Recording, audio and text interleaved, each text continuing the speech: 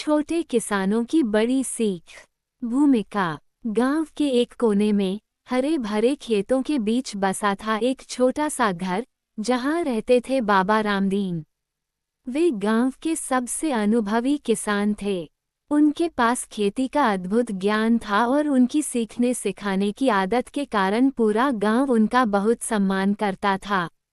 बच्चों की जिज्ञासा। एक दिन गांव के कुछ बच्चे मोहन, चिनू, गुड्डू और राधा खेत के पास खेल रहे थे। उन्होंने देखा कि बाबा रामदीन मिट्टी को हाथ में लेकर कुछ देख रहे हैं। मोहन ने उत्सुकता से पूछा, बाबा, आप मिट्टी को इस तरह क्यों देख रहे हैं? बाबा रामदीन मुस्कुराए और बोले, बेटा, मिट्टी को देखकर ही किसान समझता है कि फसल अच्छी होगी या नहीं। क्या तुम सब खेती के बारे में सीखना चाहोगे? बच्चों की आंखों में चमक आ गई। वे सब एक साथ बोले, हाँ बाबा, हमें सिखाइए। बीज बोने की सीख। बाबा रामदीन ने सबसे पहले बच्चों को बीज दिखाए और कहा, फसल अच्छी हो, इसके लिए सबसे पहले अच्छे बीज चुनना जरूरी है। फिर उन्होंने समझाया कि बीज को सही समय पर और सही तरीके से बोया जाए तो पौधे अच्छी तरह बढ़ते हैं। बच्चों ने छोटे छोटे गड्ढे खोदे और उनमें बीज डाले।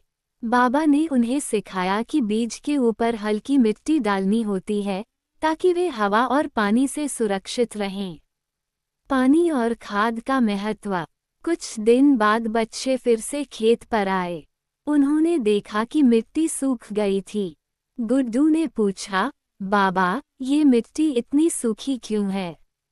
बाबा रामदीन बोले, बेटा, जैसे हमें खाना और पानी चाहिए, वैसे ही पौधों को भी। उन्होंने बच्चों को सिंचाई करना सिखाया। बच्चों ने मिलकर पौधों को पानी दिया और जाना कि ज्यादा पानी देने से भी फसल खराब हो सकती है। फिर बाबा ने उन्हें जैविक खाद के बारे में बताया। उन्होंने गोबर और सूखे पत्तों से बनी खाद दिखाई और समझाया कि यह मिट्टी को उपजाऊ बनाती है। बच्चे बड़े ध्यान से सुन रहे थे। मौसम का प्रभाव। एक दिन अचानक तेज आंधी आई और बारिश शुरू हो गई। बच्चों ने देखा कि कुछ कमजोर पौधे गिर गए थे। चिनू ने चिंतित होकर पूछा, बाबा, हमारी फसल तो नष्ट हो जाएगी। बाबा रामदीन ने शांत स्वर में कहा, बेटा, यही खेती की सबसे बड़ी चुनौती है, मौसम। हमें पहले से तैयार रहना चाहिए। उन्होंने बच्चों को बताया कि कैसे किसान खेतों के चारों ओर घास और पेड़ लगाकर तेज हवा से अपनी फसल बचा सकते हैं। साथ ही बारिश के पानी को रोककर उपयोग करने के लिए छोटी नालियां बनाने का भी तरीका बताया। बच्चों ने मिलकर खेत के किनारों पर झाड़ियां और बांध बनाए। कुछ दिनों बाद जब बारिश दोबारा हुई, तो इस बार उनकी फसल सुरक्षित रही। प्राकृतिक आपदाओं से सुरक्षा। कुछ दिनों बाद गांव में अचानक तेज ओलावृष्टि हुई, जिससे खेतों को नुकसान होने लगा। बच्चे घबरा गए और बाबा रामदीन से पूछने लगे कि इस नुकसान को कैसे कम किया जा सकता है। बाबा ने समझाया, किसानों को प्राकृतिक आपदाओं के लिए हमेशा तैयार रहना चाहिए। हम छायादार जाल और बांस के ढांचे बनाकर फसलों को बचा सकते हैं। उन्होंने बच्चों को दिखाया कि कैसे फसल के ऊपर जाल लगाकर ओलों से होने वाले नुकसान को कम किया जा सकता है। बच्चों ने खुद अपने हाथों से ये संरचनाएं बनाईं और इससे उनकी फसल सुरक्षित रही। खेती में आधुनिक तकनीक। एक दिन बाबा रामदीन बच्चों को एक बड़े खेत में ले गए, जहां एक किसान ट्रैक्टर से खेत जोत रहा था। मोहन ने उत्सुकता से पूछा, बाबा, पहले तो आप हल से खेत जोतते थे, अब यह मशीन क्यों? बाबा ने समझाया, आज के समय में मशीनों का उपयोग करना जरूरी हो गया है। ट्रैक्टर, ड्रिप सिंचाई और अन्य नई तकनीकें किसानों का काम आसान और तेज बनाती हैं। इससे कम मेहनत में ज्यादा फसल उगाई जा सकती है। बच्चों ने देखा कि किस तरह मशीनों का सही उपयोग करके किसान अधिक उत्पादन कर सकते हैं और समय भी बचा सकते हैं। फसल की देखभाल। कुछ ही हफ्तों में बीज से छोटे छोटे पौधे उगाए। बच्चे बहुत खुश हुए। राधा ने देखा कि कुछ पौधों के पत्तों पर कीड़े लगे हैं।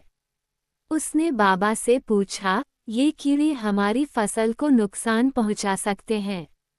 बाबा ने सिर हिलाते हुए कहा, हाँ बेटा, इसलिए हमें जैविक तरीकों से इन्हें हटाना होगा। उन्होंने नीम के पत्तों से बना प्राकृतिक कीटनाशक बच्चों को दिखाया और उसे पौधों पर छिड़कने को कहा। बच्चों ने मिलकर कीटनाशक का छिड़काव किया और पौधों को सुरक्षित रखा।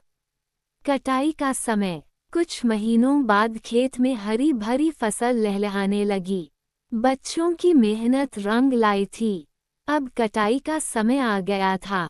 बाबा ने दरांती से फसल काटने का सही तरीका बताया। बच्चों ने बाबा की मदद से अपनी पहली फसल काटी और बड़ी खुशी से घर ले गए। वे अब समझ गए थे कि खेती सिर्फ मेहनत का ही नहीं, बल्कि धैर्य और देखभाल का भी काम है।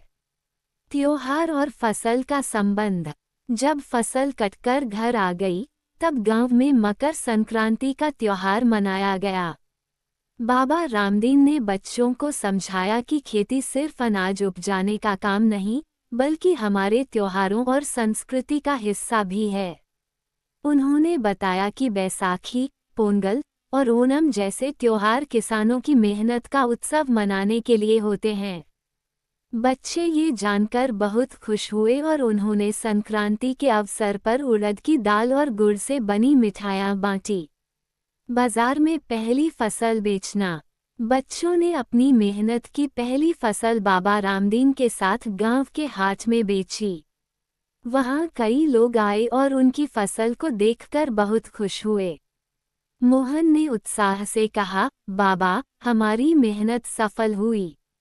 बाबा रामदीन मुस्कुराए और बोले, हाँ बेटा, यही किसान की असली कमाई होती है, जब उसकी मेहनत दूसरों के घर तक पहुंचती है। बच्चों ने पहली बार जाना कि एक किसान की मेहनत सिर्फ खेत तक सीमित नहीं होती, बल्कि बाजार तक भी जाती है। उन्होंने अपनी पहली कमाई से कुछ पैसे बचाए और बाकी से गांव के गरीबों को खाना बांटा। उपसहार, मेहनत का फल। गांव में जब सभी ने देखा कि बच्चों ने खुद खेती कर एक छोटी सी फसल उगाई है, तो वे बहुत खुश हुए। बच्चों ने अपनी मेहनत से उगाई गई सब्जियां और अनाज गांव के लोगों में बांटे। बाबा रामदीन ने गर्व से कहा, अब तुम सब छोटे किसान बन गए हो। याद रखना, किसान ही हमारे देश की असली ताकत हैं। बच्चे खुशी से उछल पड़े। अब वे खेती को सिर्फ एक काम नहीं, बल्कि एक कला समझने लगे थे।